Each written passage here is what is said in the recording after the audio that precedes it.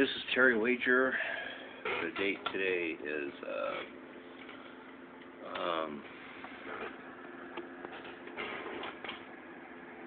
August 14th, 2015.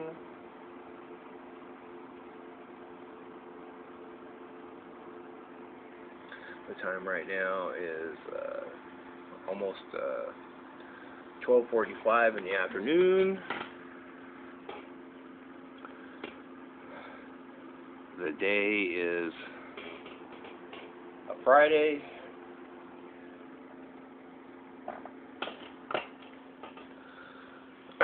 This is my vlog for this day. I have repeatedly explained in many past vlogs I'm a victim of a very large murder conspiracy.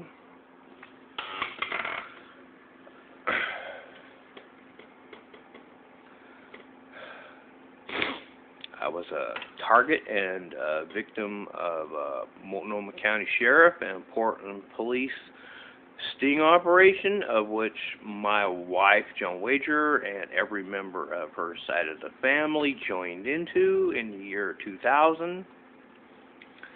And in the subsequent years, my wife recruited our two youngest daughters into it.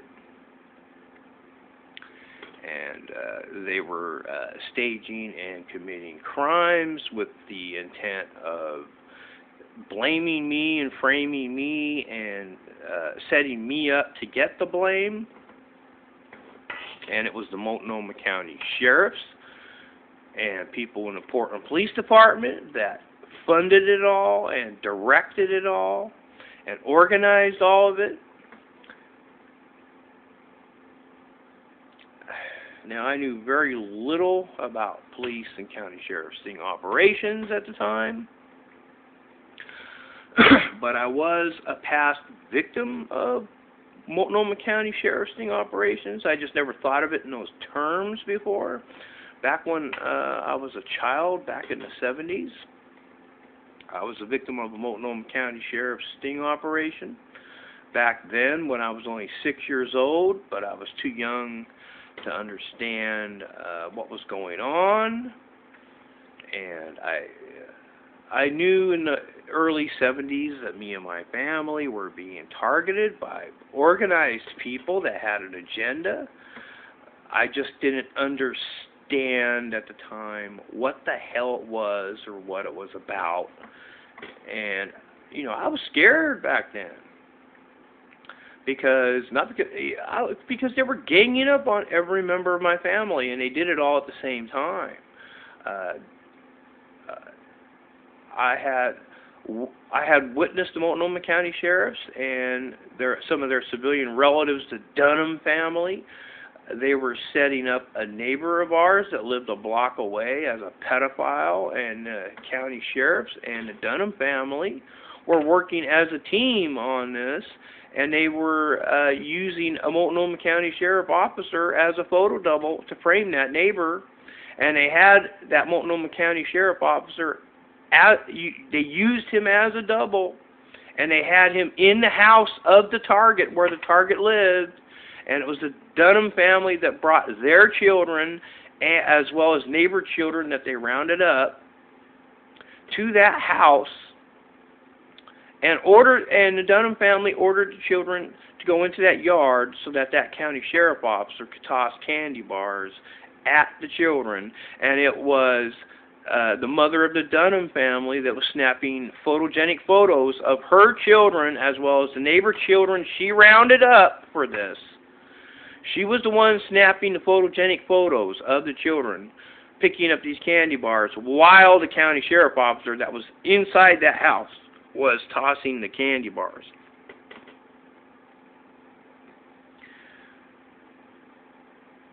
Now, they were framing the person that lived there as a pedophile, and they were openly referring to the person that lived there as a pedophile immediately after they got done. The mother of the Dunham family, she was using a Multnomah County Sheriff's camera to snap the photogenic photos. The camera that the mother of the Dunham family used had a very large, round, yellow Multnomah County Sheriff's seal on it. Now, the mother of the Dunham family in 1971, she is not in law enforcement at all. At all. But she's a relative to people in the Multnomah County fucking sheriff. She's a sting-op. She's a civilian sting-op for people in law enforcement. And she was aiding and abetting the Multnomah County sheriff in this. Well, I happen to be one of the neighbor children she rounded up for this.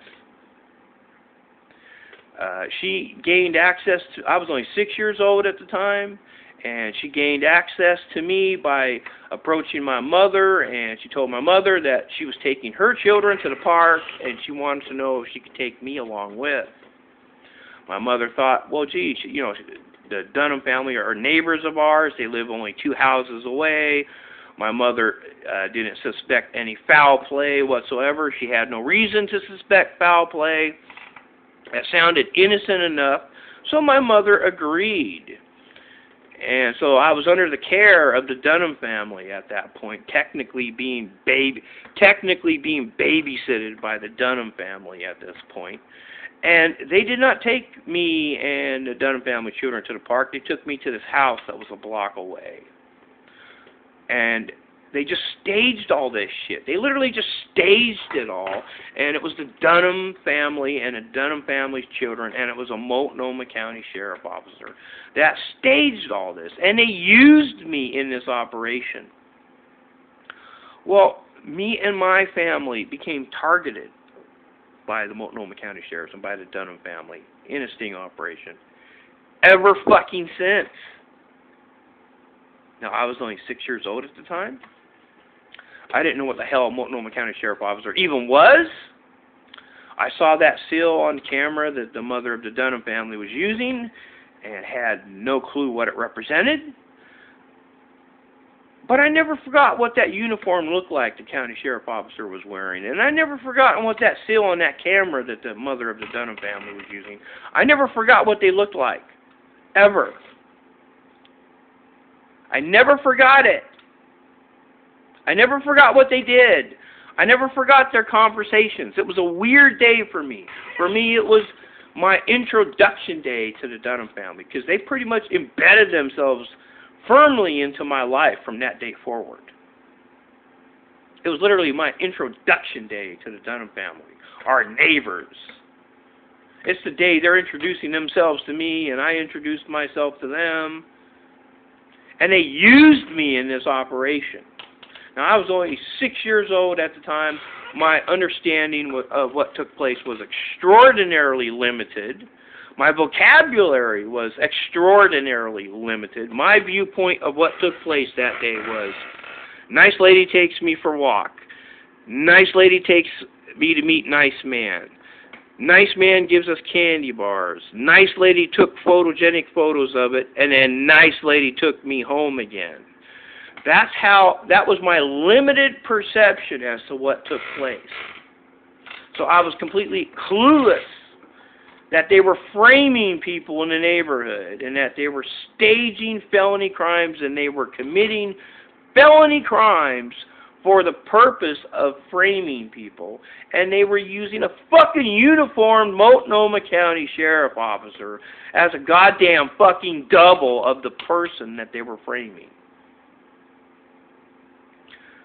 I'm only 6 years old at the time. I can't even read. I saw the county sheriff officer in his uniform, didn't know what it represented. I saw the Multnomah County sheriff's seal on the camera that the mother of the Dunham family was using, and didn't know what it represented. But I never forgot what the uniform looked like, and I never forgot what the seal looked like.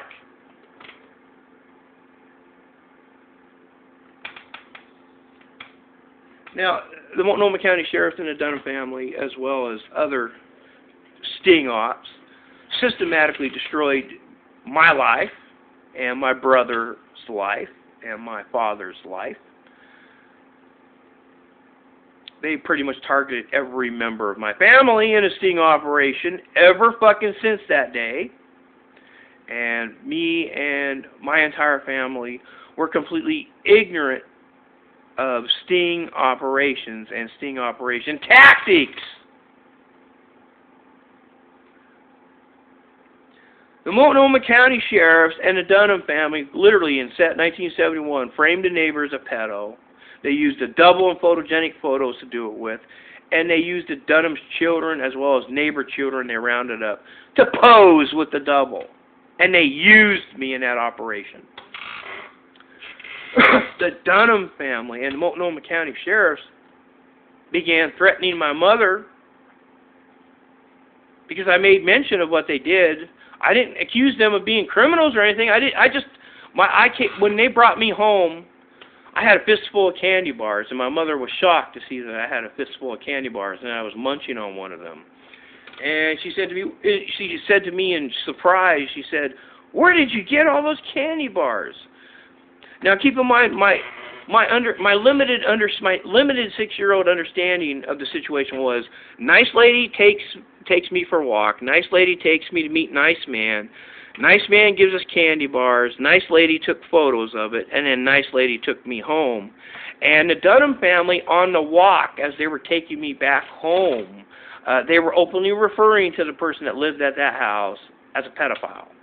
But keep in mind, they were celebrating everything they just got done doing. They were in a celebration mode ever since they got done with this, and they were taking me back home.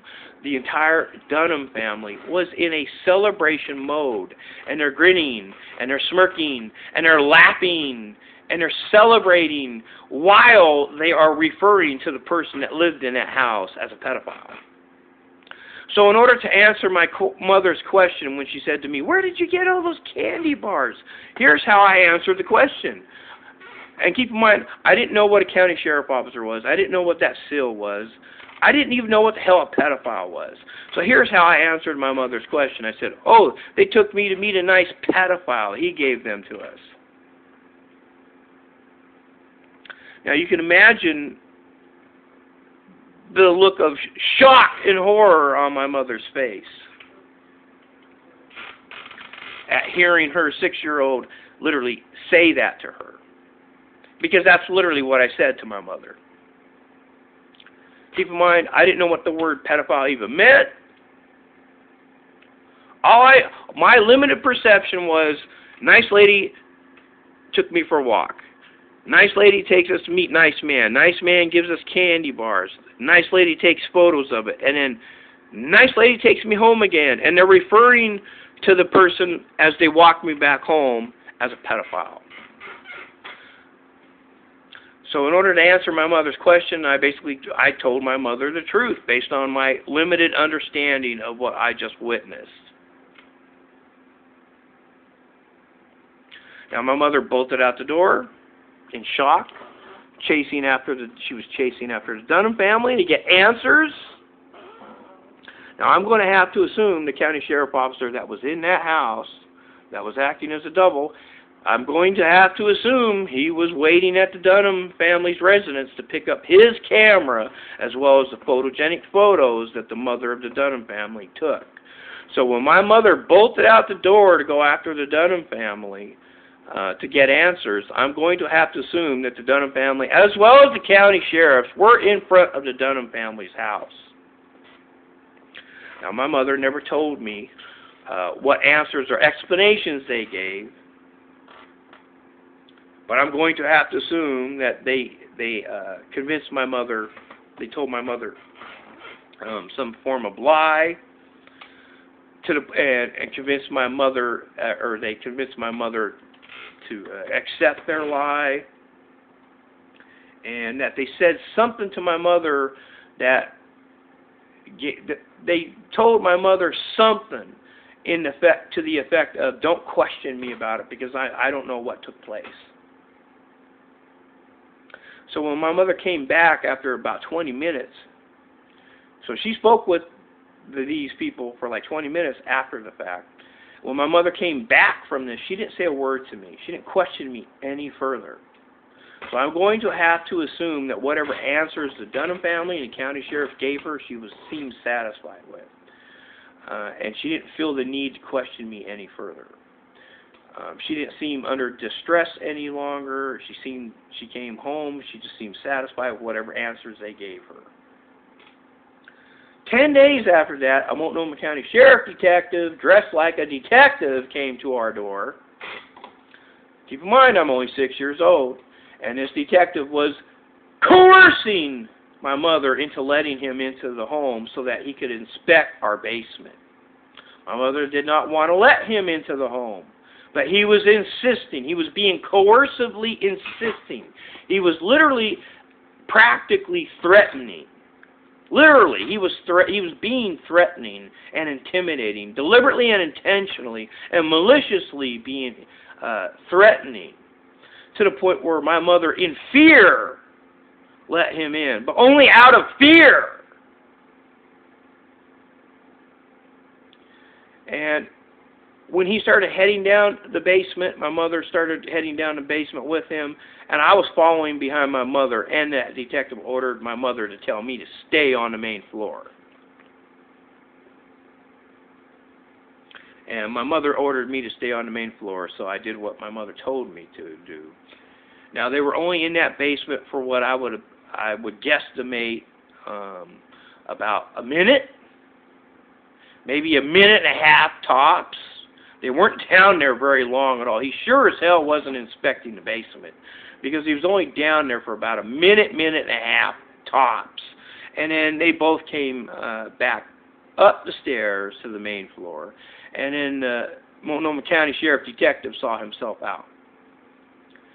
And my mother was scared to death of this man. And as soon as that detective left the house, my mother told me, "Don't ever answer the door ever again." So my mother was, I was definitely under the impression my mother was afraid of this person. Now, from this point forward, the mother of the Dunham family, Darlene Dunham, she heavily was ingratiating herself unto my mother. She was trying heavily to befriend my mother. She was literally showing up every single day from that point forward, acting as friendly as humanly possible. She was literally knocking at our door every single fucking day. And each time she would have her kids with her. And each time she had like a plate filled with cookies and stuff like that. And she was like, she was trying to act like the Leave It to Beaver mom at this point. And she was heavily trying to ingratiate herself to my mother. And this went on for about 2 weeks. I mean, Darlene Dunham was calling my mother up daily, multiple times, and just, it was like she was trying to befriend my mother, and she was doing so in overdrive. And it was so obvious and blatant that even I, at the age of 6 years old, thought of it as odd and unusual. Of course, you have to understand, my 6-year-old vocabulary, I didn't even know what the words odd or weird even meant. So I didn't even have I didn't have the vocabulary to even describe how unusual and odd the Dunham family was.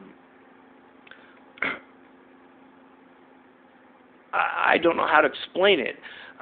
This went on for 2 weeks, and then the Dunham family was telling my mother, "Oh, gee, we're going to be taking our kids to the movie theaters. Can we take your son along with?" And my mother stupidly, by this time, she thought that Darlene Dunham was her friend. My mother, Valerie Quigley, was under the belief and impression that they were friends.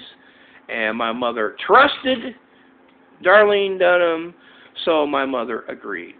So, bam, within a month after they framed a neighbor, gee, they've just acquired literally weekly access to me from that point forward.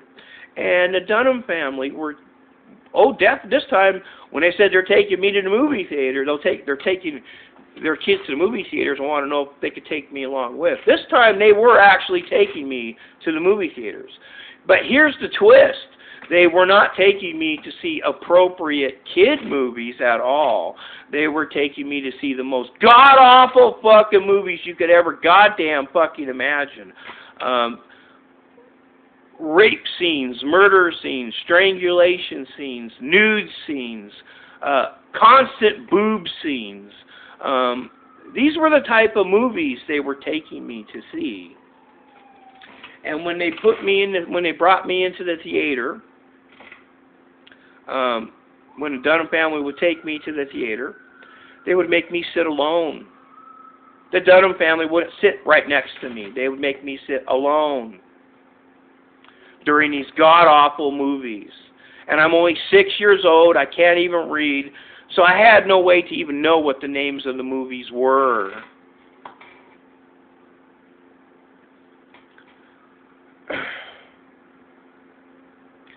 And I noticed this right off the bat. I didn't understand the reasoning for it, or the purpose for it, or what it was for, or what it's about. But I noticed the very first time they took me to the movie theater, they had me sitting alone in that theater. The Dunham family sitting like one seat away. And I noticed how some dude, the Dunham family would make me sit on the aisle, like pretend this is a seat in a movie theater.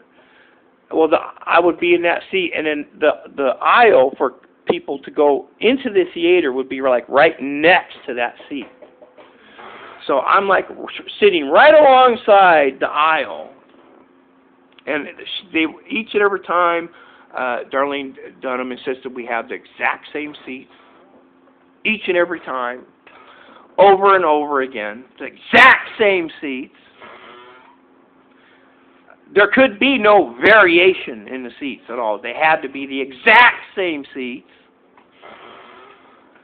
And each and every time they took me to the movie theater, some dude, right as the beginning, you know how before the movie starts and they just go through the commercials where they show commercials of other movies and stuff like that, and they might have some commercials for the buying refreshments like popcorn and pop from the theater and stuff like that. When they have that beginning crap starting to play, that's when some dude would walk into the theater.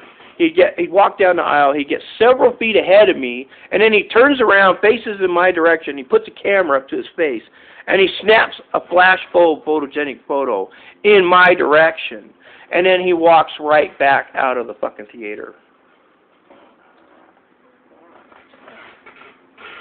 I noticed it the very first time the Dunham family took me to the movie theater. You have to understand, I'm only 6 years old. My understanding of crime is virtually nothing. My understanding of covert crime is literally nothing. So I'm noticing all this odd and unusual and weird behavior. The Dunham family is taking me to see bad, inappropriate movies. The Dunham family is making me sit alone at the very back of the theater, right next to the aisle. And the Dunham family sit one chair separate away from me. And each and every time, some dude, right at the beginning of the movie, some dude will walk down the aisle, get several feet ahead of me, turn around, snap a photogenic photo in my direction, and then he walks right back out the fucking theater. Now, I'm an adult. I'm in my 50s right now. I guarantee you, I know damn well that's a sting operation. I know damn well they were staging. I know damn well they're doing all this staging for photogenic fucking photo purposes.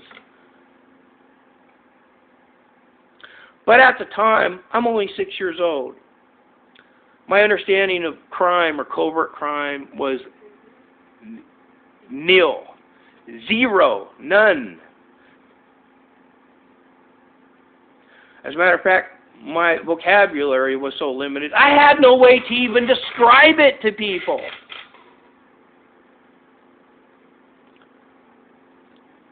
Their behaviors came across to me as weird and odd and unusual, because I didn't understand any of this. But my vocabulary was so limited at the time that I didn't even know what the word odd or weird or unusual even meant. So I had no way to even describe this behavior to anybody.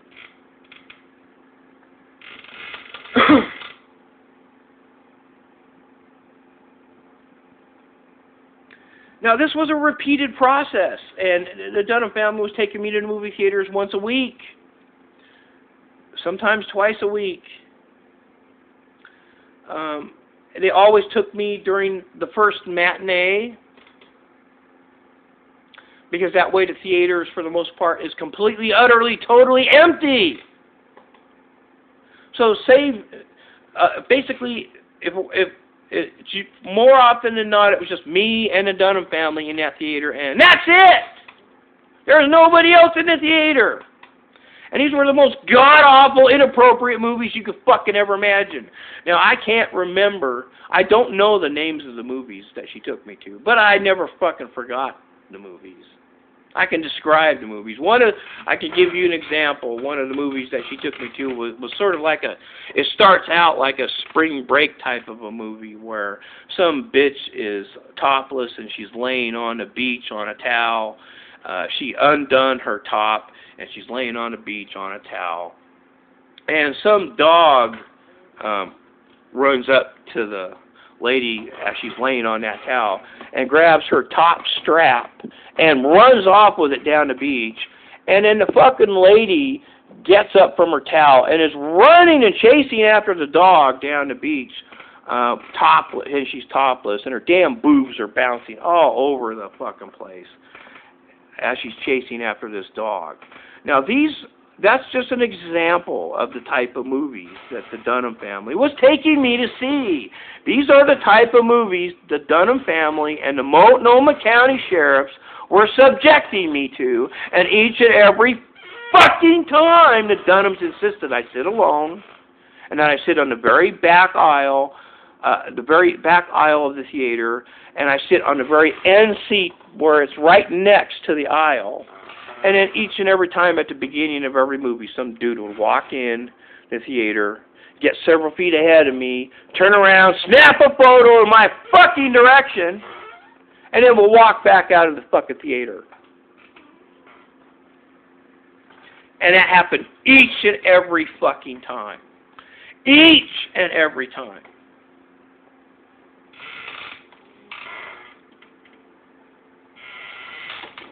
I'm only 6 years old. I don't even have the presence of mind to even ask the Dunham family the names of the movies. Because I'm just a 6-year-old kid. I'm being babysitted by the Dunhams, and this is the shit they're subjecting me to. And I'm just too young to understand any of it, or I have no way to I don't even have the vocabulary to explain it to people.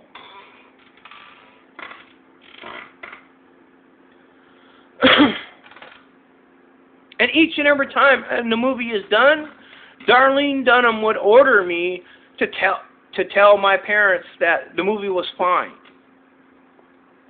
Darlene Dunham would say to me, when your parents ask you how the movie was, just tell them it was fine, okay? And then I would say, oh, okay. So when I come home from being taken to the movies, my parents would ask me, how was the movie? And I would just say, well, I just do what I was told. And I said, it was fine, because that's what the Dunhams told me to say. You have to understand, I'm only 6 years old. I'm just doing what I'm told. I don't have any understanding of what I'm being subjected to. I'm unaware that they're committing crimes and that they were fucking staging shit for the purpose of framing me and for framing my family. They just got done framing a neighbor as a pedo, and now here they are victimizing me, and I'm only 6 years old, and they were trying to frame my mother as a pedo. One of the last movies they took me to, I had just turned 7 years old. The last horrible movie that they took me to was The Basket Case. And I had just turned 7 years old. I think this was in early 1972. I had just turned 7 years old, and the Dunham family took me to see the movie The Basket Case. Now, I still couldn't read, but I'm a little older now. My vocabulary is a little better. I'm now able to actually start asking. I now have the presence of mind to start asking questions in regards to what they were subjecting me to. In other words, I outright asked them, gee, what's the name of the movie? I outright asked them, what's the name of the movie? And that was before the movie started, and they told me The Basket Case.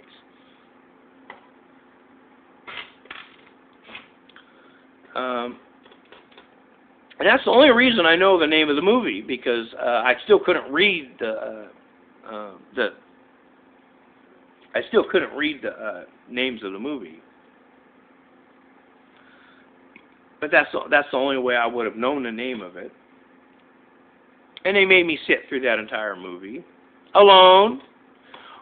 The only thing that happened different on that day, and this is the last time they took me to see inappropriate movies.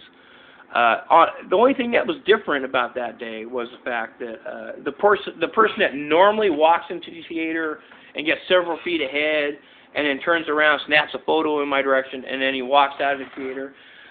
This time, that dude was sitting in the chair directly in front of me throughout the entire movie. Now, there's a murder and rape scene in that very disgusting movie that is very inappropriate for children, that the Dunham family and the Multnomah County Sheriff subjected me to. And it was during that rape scene, that's when Darlene Dunham said to me to cover my eyes. So I put my hands over my eyes, and I'm covering my eyes with my hands during that scene. And the moment I covered my eyes, that's when I could hear the dude. And keep in mind, the theater, for the most part, is completely and totally, utterly empty. The only people in the theater is the Dunham family that's to my left, and there's like an empty seat between me and them, and then there's this dude sitting in front of me. Now, when Darlene Dunham told me to close my eyes during that rape/boob scene, that's when the dude that's sitting in front of me, the dude that has been repeatedly throughout the entire process, was going down the aisle and turning around, snapping photogenic photos. That's when this dude got out of his chair, and he turned around, put his knees on his seat, and he's literally facing me, and he's putting a camera right up to my fucking face and is snapping flashbulb photogenic photos. Now, I could hear the dude doing this. The moment Darlene Dunham told me to cover my eyes, and I covered my eyes, I can hear the dude in front of me getting out of the chair. And he stood up, he turned around, he put his knees on the seat, and he's literally facing me, and I can hear him. He's like he's like 6 inches from my fucking face with a fucking camera, and he's snapping flashbulb photo-fucking-genic photos!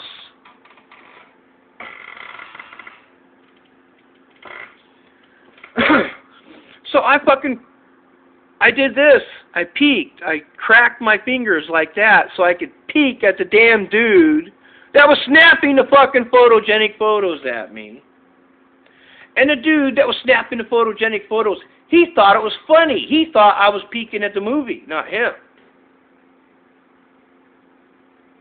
And he said, he's literally on his knees in the chair in front of me, facing me with a camera in my fucking face, and he laughed because I cracked my fingers like that, and I'm looking at the dude that's snapping the photogenic photos. And he said to Darlene Dunham, he said, he's peeking, and he's laughing. And Darlene Dunham laughed at that. She laughed. That fucking bitch laughed.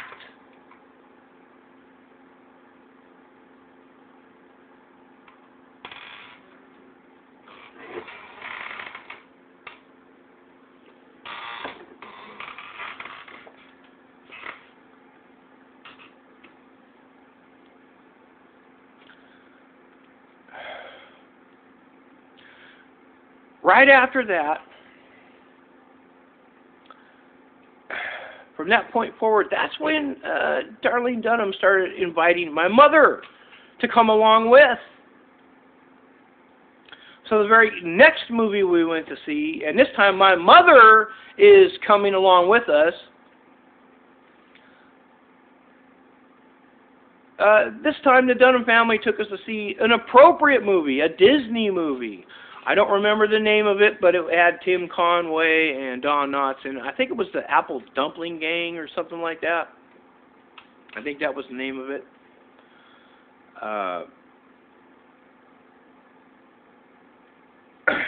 It was the first appropriate movie that I was taken to by the Dunham family.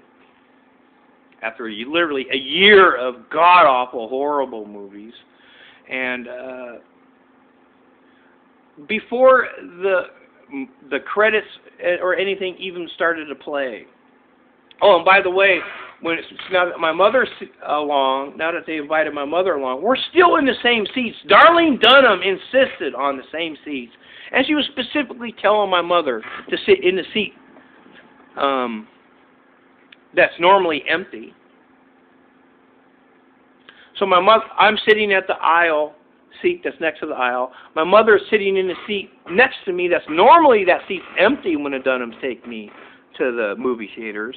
And then Darlene Dunham is sitting next to my mother, and then Darlene Dunham's son, Kurt Dunham, is sitting next to Darlene Dunham at the far end.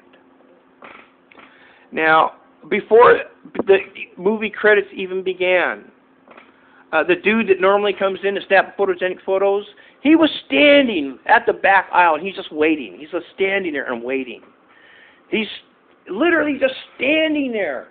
And that's when Darlene Dunham said to my mother, trying to get my mother's attention, getting her to look over in the far aisle over on the left. She's telling my mother, look at that person over there. Look at Valerie, look at that person over there. See that person over there? And when my mother was leaning forward and looking to the left, trying to see who Darlene Dunham was pointing out over there, that's when the dude that's standing in the aisle, that's when he walked down the aisle, got several feet ahead of me, turned around, snapped the photogenic photo in our direction, and then he walked right back out the fucking theater. Gee, now I'm over 50 fucking years old right now. This is the year 2015. Am I describing a sting operation? Am I describing in detail how the Multnomah County fucking sheriffs and their civilian relatives, the Dunham family, am I describing in detail how they fucking frame people? Guess what? This shit went on for a fucking year. A year! A fucking year! I never forgot the fucking movies they were taking me to. I never forgot this repeated process they used. They weren't hiding it from me because I was too young to understand what the fuck was going on. They just framed the neighbor as a pedophile using doubles and photogenic photos, and they used their brats to pose with a double. And then they spent the next year targeting me and setting up my mother as a pedophile. And they staged everything. They did everything themselves, all for the purpose of fucking photogenic photos.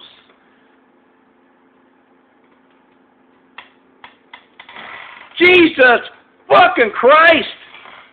I never forgot anything that they did.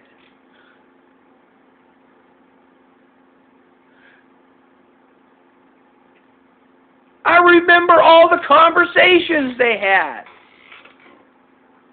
I never forgot the movies they were taking me to. Hell, I can describe in what order they were taking me to see these movies. I can describe the theaters they were taking me to see these movies. I can describe the process they used.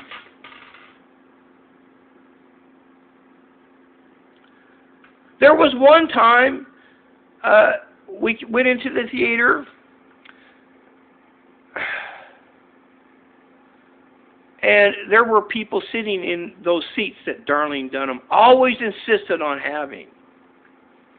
There was a couple, a man and a woman, that was already in those seats.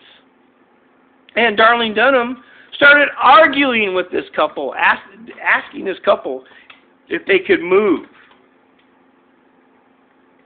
And the couple was confused and befounded by Darlene Dunham's behavior, and told Darlene Dunham that, well, geez, the theater's practically empty. You have your choice of fucking seats. And that's when Darlene Dunham ordered her son, Kurt Dunham, to take me to the restroom. When me and Kurt Dunham came back from the restroom, Darlene Dunham had those seats. So that's how important it is for Multnomah County Sheriffs and their civilian sting-offs, for the purposes of their staging and for their photogenic photos. They want the same positions over and over and over and over again.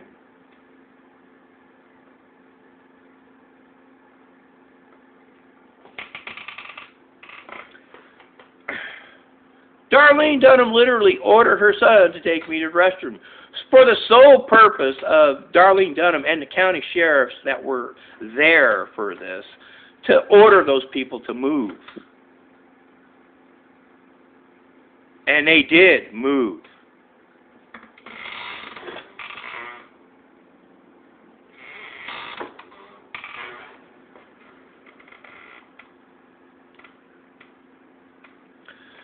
Now, when they took me to see the Apple Dumpling Gang movie, that Disney movie, the first appropriate movie they took me to see, I happened to make mention to Kurt Dunham that, gee, it's nice to see a good movie for a change.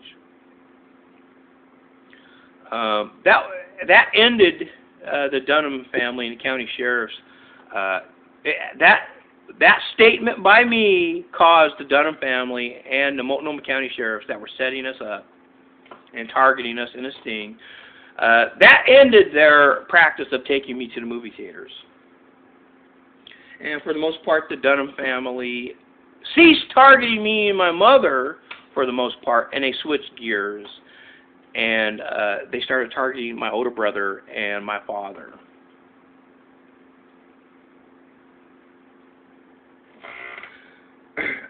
For most of the entire year of 1972, the Dunham family was mostly targeting my father, Don Wager, and my brother, Harold Wager.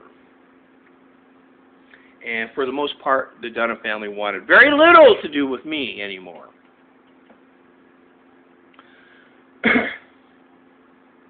So throughout the entire year of 1972 and the first half of 1973, the Dunham family was mostly concentrating on targeting my father and my brother.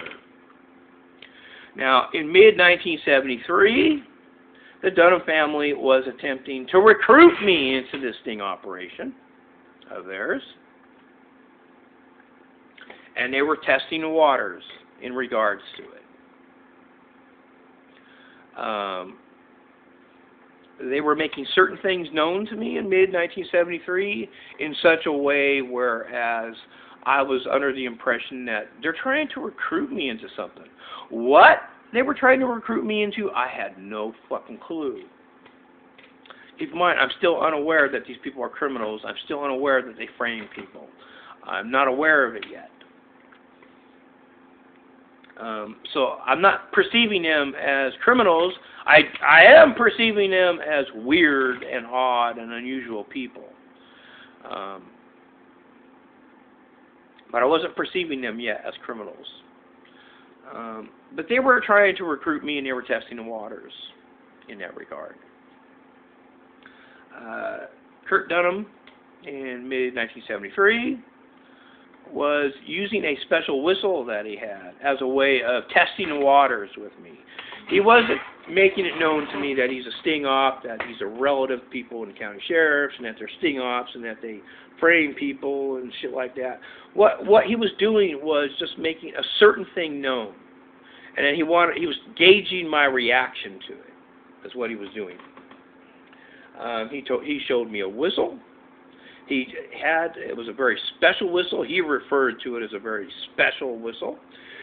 He treated it like it was like one of the biggest fucking secrets in the fucking universe, and that he was very hesitant and reluctant in revealing it to me and showing it to me and explaining what it does. He was very reluctant, and he was like, I could tell he was gauging my reaction to every little thing he said about it. He was heavily gauging me, and I was very much under that impression. And I was very much under the impression they were trying to recruit me into something. What I did not know. He made it known to me. He showed me. He showed me this whistle. It was a very skinny whistle. The whistle was all metal. It was about 1.5 to 2 inches long. It was on a necklace chain, keychain, or not a keychain, but a necklace chain. So that he could wear it around his neck if he wanted to. It was like a very skinny tube, and it's about the same width as an ink cartridge. And he was treating this whistle like it's important and like it's some sort of a solemn device or something. The way he acted over it. And I could tell he was trying to gauge my reaction to everything he said. And it was like he was taking stages and steps in regards to what he said about that whistle. And each and every time he would pause a great deal of time just to gauge my reaction. And he told me this whistle, when he blows on it, sounds like a little girl screaming. Now, I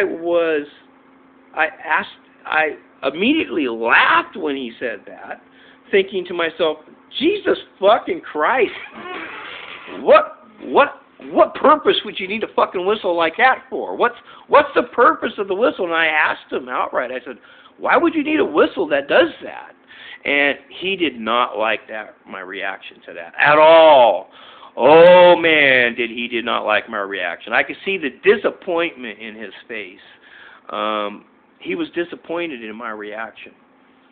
And he put the whistle away and didn't say anything further about the whistle.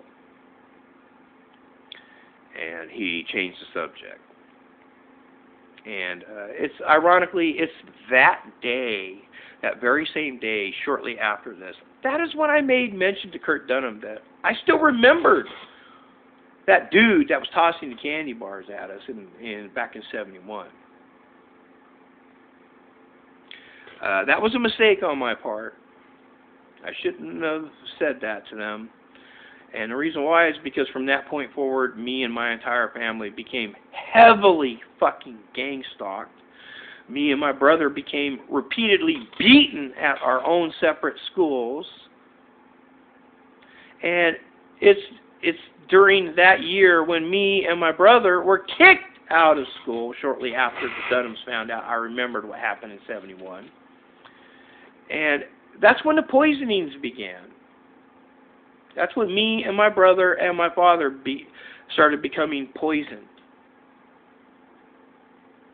My father was being gang-stalked at his place of employment. He was surrounded by sting-offs that were constantly staging shit and were staging conversations in such a way as to try to set up my father.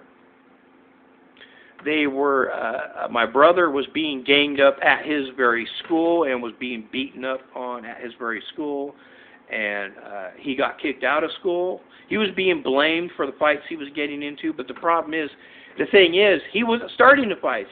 He was being ganged up on by multiple people in his school.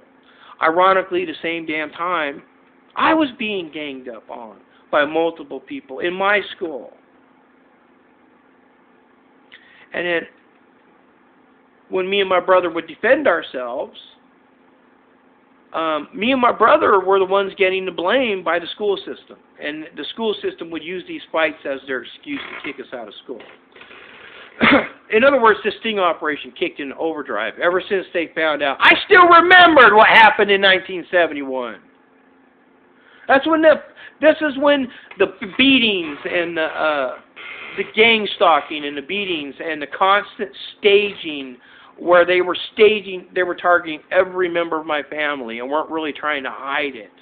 And every member of my family was being ganged up on at the same fucking time. My family was literally overwhelmed by it. Me and my brother got kicked out of school, and we had to go through a bunch of red tape to go back to school. And they were fucking poisoning me and my brother at the time. My father, at the same fucking time at his place of employment, was surrounded. He was surrounded by sting ops that were constantly staging shit. Now, my father, back then, he was describing the horrors he was going through at work at the time.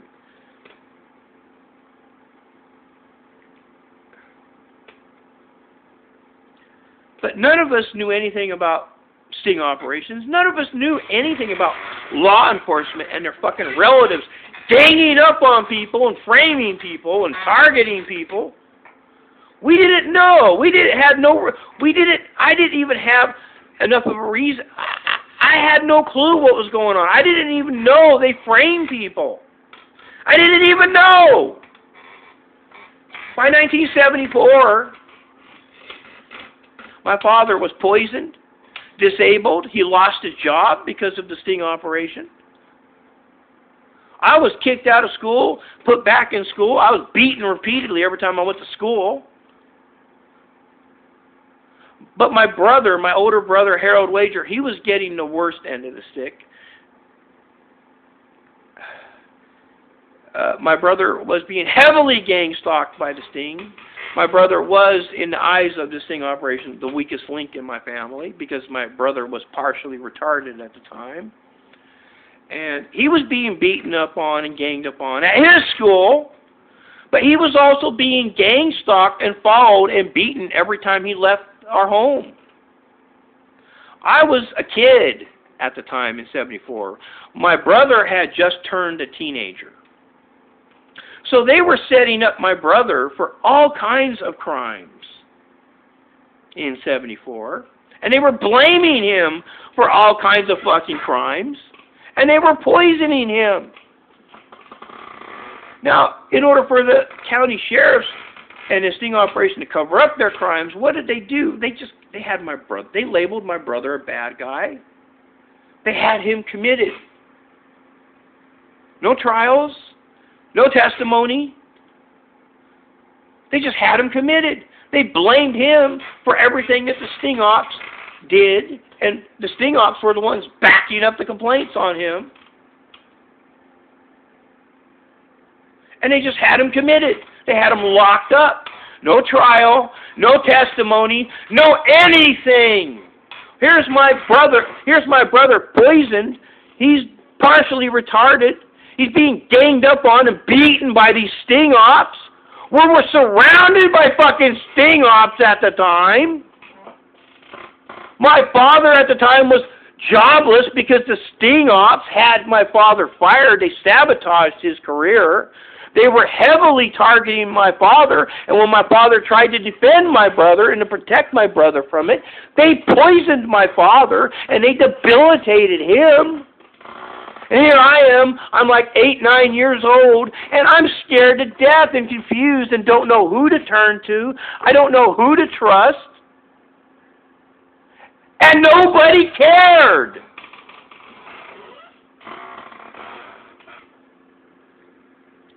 After 2 weeks, just 2 weeks after my brother was committed and locked up without a trial, here's my father, debilitated, jobless.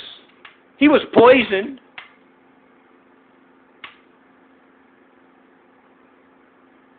And here I am, confused about what's going on.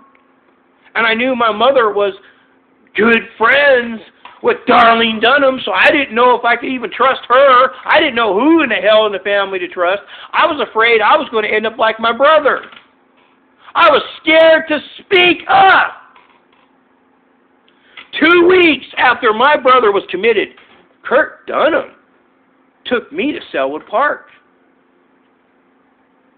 Just as it's getting dark.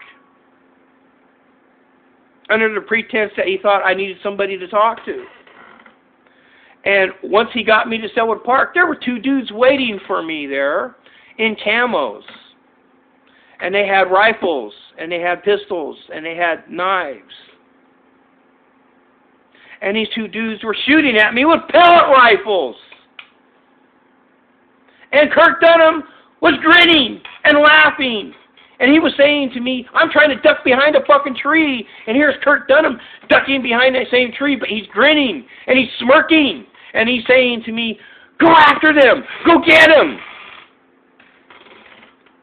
So the very sting operation that framed a neighbor in 1971 as a pedophile, the very same sting ops that spent the next year targeting me and my mother, the very same sting ops that switched gears and targeted my brother and father after I complained about what they were subjecting me to, are now, and the same sting ops that poisoned me and my father and my brother, and they had my father jobless and disabled, and they had my brother committed, are now setting me up to be killed 2 weeks later.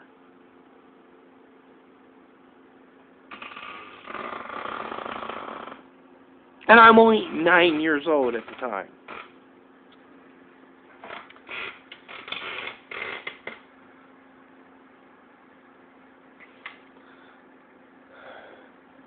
When I turned 10 years old, I started showing an interest in watching the news. And so for the first time in my life, I started watching news on television. And that's when for the first time, I got to see a Multnomah County Sheriff on TV. And I immediately recognized that fucking uniform. Immediately. I'm like, oh my God, that's the same dude.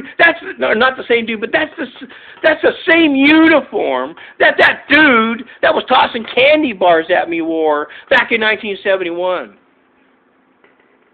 That's the dude that was tossing candy bars at me that the Dunham family took me to back in 1971 has the same fucking uniform.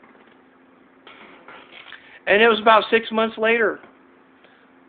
I was watching TV, and there was a news commercial on TV, and they had a Multnomah County Sheriff on TV for whatever reason. What the news story was about, I don't know. I wasn't really paying that much attention. What I did notice, what I was paying attention to, was the fact that there was a dude on the news commercial that was a Multnomah County Sheriff officer in uniform. And then right after that, they showed a Multnomah County Sheriff seal on television. And that's the fucking moment, the moment I saw that seal. The moment I saw that Multnomah County Sheriff seal on TV. I'm like, oh my God. That's that fucking seal that was on that camera Darlene Dunham was using back in 1971. And that's when everything clicked for me. That's when I realized, oh my God, the Dunham family and the county sheriffs, they framed that neighbor as a pedophile. And they fucking used me in that operation. And then that's the moment when all that odd and weird, unusual shit that I've been subjected to by the Dunham family over the years, ever since, that's when it all clicked. That's when I realized, oh my God, people in law enforcement and people that are relatives to people in law enforcement and people that are buddies and or girlfriends to people in law enforcement, they're like a fucking clan. They gang up on people. They use sting-off tactics to fucking frame people. They're no different than the fucking KKK. They're no goddamn different. They systematically target and destroy people. And you know what?